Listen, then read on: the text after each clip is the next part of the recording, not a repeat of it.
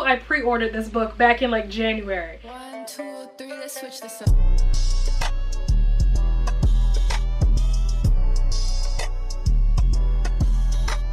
Hello and welcome back, or welcome to my channel if you are new here. Today I'm going to be talking about the books that I plan to read for the month of June. So if you're interested to see what I plan on reading this month, then keep on watching. So there's a couple of different like reading challenges, readathons, whatever is going on for the month of June that I have picked out these books for. So there's the Buzzwordathon, and the prompt for June I believe is Other.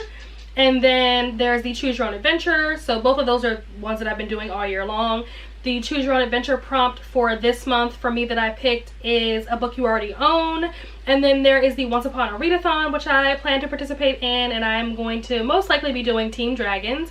So there's prompts for that. So all the books that I'm going to be talking about are books that are going to likely fit into one of those scenarios, if not maybe more than one. So let's just jump right in.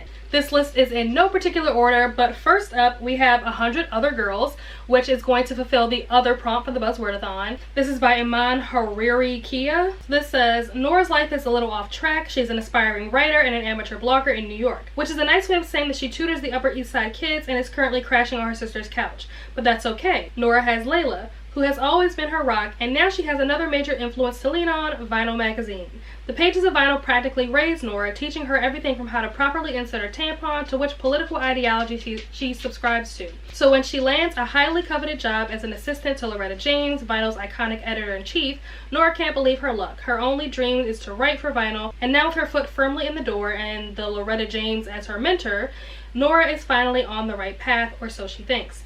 Loretta is an unhinged nightmare, insecure and desperate to remain relevant in an evolving media landscape she doesn't understand. The reality of Nora's job is nothing like she expected, and a misguided crush on the hot IT guy only threatens to complicate things even more. And with her dream job on the line, she'll need to either choose a side or form her own. So, assuming that the execution is good, the concept sounds great, the synopsis sounds great, so I'm very much looking forward to reading this. Next up is a book that you've probably heard a lot about recently, and that is Fourth Wing by Rebecca Yarros. I don't really know a lot about this other than I keep seeing it everywhere, and there's also some, I forgot to mention this earlier, there are at least 2 read-alongs that I know that are happening in the month of June for this book, so I will be participating in probably both of those, at least I'll try to. But this book has something to do with like dragon riders, maybe dark academia. I think it's a new adult. There's some smut from what I've heard. So yeah, it's romance, fantasy. I don't really know, but I'm gonna be joining in because I can't resist and I have FOMO and I need to read this book because everybody keeps talking about it. It says 20-year-old Violet Sorrengail was supposed to enter the scribe quadrant, living a quiet life among books and history. Now, the commanding general, also known as her toughest talent's mother, has ordered Violet to join the hundreds of candidates striving to become the elite of Navarre dragon riders. Most would kill Violet to better their own chances of success. The rest would kill her just for being her mother's daughter. Like Xaden Ryerson, I don't know if I said that right, the most powerful and ruthless wing leader of the Riders Quadrant. Yet with every day that passes, the war outside grows more deadly. The kingdom's protective wards are failing, and the death toll continues to rise. Even worse, Violet begins to suspect leadership is hiding a terrible secret. Friends, enemies, lovers, everyone at Basgaith War College has an agenda, because once you enter, the only 2 ways out, graduate or die. Sounds pretty interesting. This book is kind of long. When I look at the audiobook for it, it's like 21 hours, so it's a little on the long side for me, but because there are 2 different read-alongs that are happening, at least 2 that I know of, hopefully between the 2 I'll be able to keep up and actually finish this book in June, but we'll see. The next book is One True Loves by Taylor Jenkins Reid. This is one of her older books, part of her like backlist that I hope to one day get through, but this is a book that I definitely want to read in the month of June. This book, basically from what I understand, is about this girl who was married to a guy, and then like he goes missing and they presume that he's dead, and so then she ends up marrying or getting engaged to this other guy, and then it turns out that the ex-husband that she thought was dead actually isn't dead, and now she's faced with a decision that she has to make.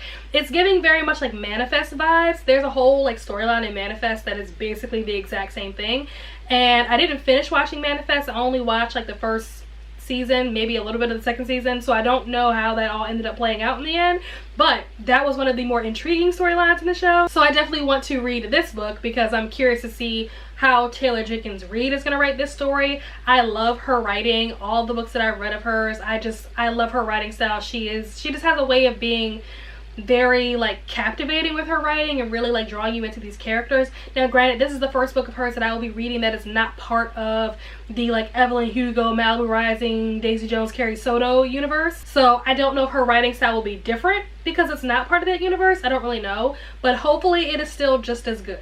The next book that I would like to read for the month of June is Are You There, God? It's Me, Margaret by Judy Blume. The main reason why I want to read this book is because I started reading this back when I was in like middle school and never finished it, which is, if you know my story, my history with reading, then you are not surprised by this. Any book that I picked up during the time that I was like a young person, like in school, if I picked it up at all, I definitely didn't finish it. So I would like to finish this book. Plus the movie recently came out and Rachel McAdams is the mom.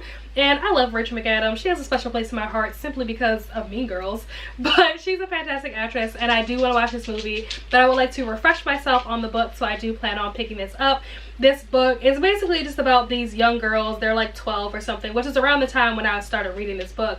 And it's just a very like, you know, coming of age story, if you will. It's like these young girls who are kind of learning about, you know, becoming a woman, stuff like getting your period or, you know, wearing a bra and liking boys and stuff like that. I think also like religion plays a part in it because like all of her friends are religious and like she's not like overly religious like her friends are or whatever. So I don't really remember that part of the story, but I do remember them talking about like, you know, the girly things you talk about when you're 12. So I just think this will be a fun story to reread and then watch the movie. The next book that I'll be reading for the month of June is The One by Julia Argy. This book is basically about a girl who goes on like a dating reality show. Think like The Bachelor. It's about this girl who goes on a show that's very similar to The Bachelor, where she is dating this guy who's dating like 11 other people on the show, and they're getting eliminated as time goes, but she does develop a fascination with somebody else on the set. You kind of get like the behind the scenes of like what the producers are doing to kind of craft certain things and kind of like provoke certain things to happen on the show. Not everything on the show, I think we all know by now that reality TV is not really real.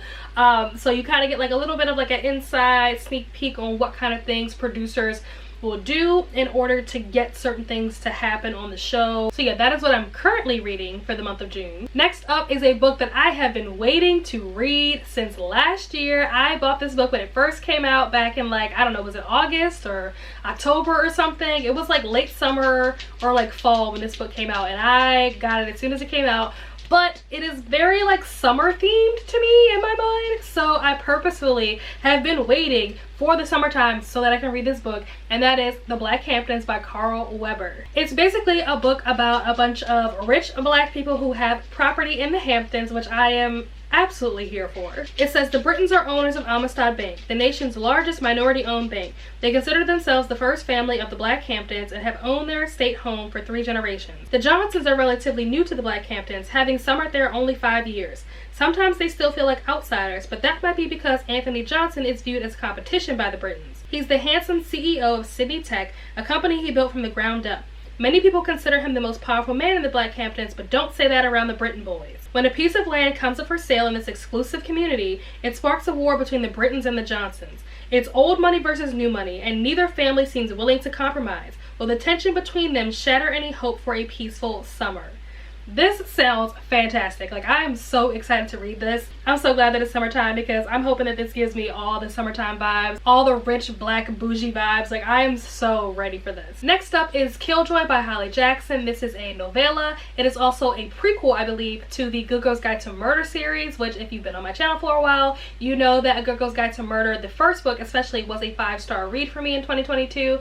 So I am looking forward to reading this. I pre-ordered this book, so I've had it for a little while now. I just haven't gotten around to reading it, so I do plan on reading it this month. From my understanding, this book is about Pip going to a murder mystery dinner, or like some kind of like murder mystery event that she goes to, and she's like trying to solve the crime. So my understanding is that it's pretty low stakes, especially compared to the actual 3 books in the trilogy. But I'm just hoping that it'll be a fun time, low stakes, maybe even a little bit cozy mystery vibes. I miss reading like about those characters. I've talked multiple times about the friend group in the first book, so I'm hoping that maybe some of the friends from the first book will make an appearance in this story. I don't know, we'll see. But I love that friend group. They were just so, their goals. The last book that I plan to read in the month of June is Once More Worth Feeling by Alyssa Sussman. And I've talked about this book on my channel before because this was one of my most anticipated new releases for 2023. Ironically, I got the e-arc from NetGalley like last week, right? But the book came out on Monday. So also I pre-ordered this book back in like January. Had they given me the arc earlier, then it would have been more exciting because I would have been able to read it before it came out. But at this point, my pre-order should be here like today. So it's fine. I'm still happy that I will have like multiple copies of this book. But this book, I forget what the main character's name is, but it's basically about this girl who was a pop singer who was dating a guy that was part of a boy band, and she ended up cheating on that guy with one of the other members from said boy band, and it basically blew up all their careers. And so now it's however many years later, maybe like 10-20 years later, whatever, and she's no longer a pop star, and she gets offered the opportunity to be a part of a like Broadway musical. I don't know if it's actually Broadway, but some kind of like, you know, big musical production. And it turns out that the director is the guy, not the boyfriend, but the guy that she cheated on her boyfriend with. He is like the director. So she obviously wants to pursue this opportunity because it might even be a good way to like revive her career, get her name back out there, whatever. But the idea of having to work with this guy again is... I'm hoping that with these two characters and their history, their past, that it will make for some good like tension, but also maybe like bring up some old feelings. I don't know, we'll see. So the synopsis just sounded really cool. I'm very much looking forward to reading this. Like I said, this is one of my most anticipated books for the year, so I'm glad to finally be getting around to this now that it is out. And those are all the books that I plan on reading for this month. I don't know, hopefully I'll stick to this. Usually I do a pretty good job of sticking to my TBR, but sometimes I may slip in a book that I wasn't expecting to read, especially if it's like a short book. Or I may swap out a book, so maybe there's a book that I was gonna read and I'll swap that out for something else and then read it later, whatever. So we'll see. But more than likely, I think, I hope, I'm praying that I actually stick to this TBR because I have a lot of good books lined up to read this month, so I'm really looking forward to it. But yeah, that is it. Let me know down below what books you plan on reading for the month of June. If you plan on reading any of these by chance, let me know. If you've read any of these, let me know. And yeah, do all that YouTube stuff, you know, like, share, comment, subscribe, all the stuff that you guys already know how to do.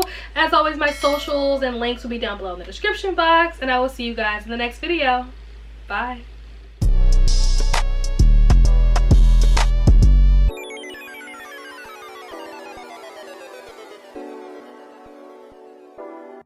And whatever the character said, I was like, bingo. And then I flipped the page and literally Pip is like, bingo. I was like, no way this girl is in my head. Like, Holly Jackson, how are you doing this?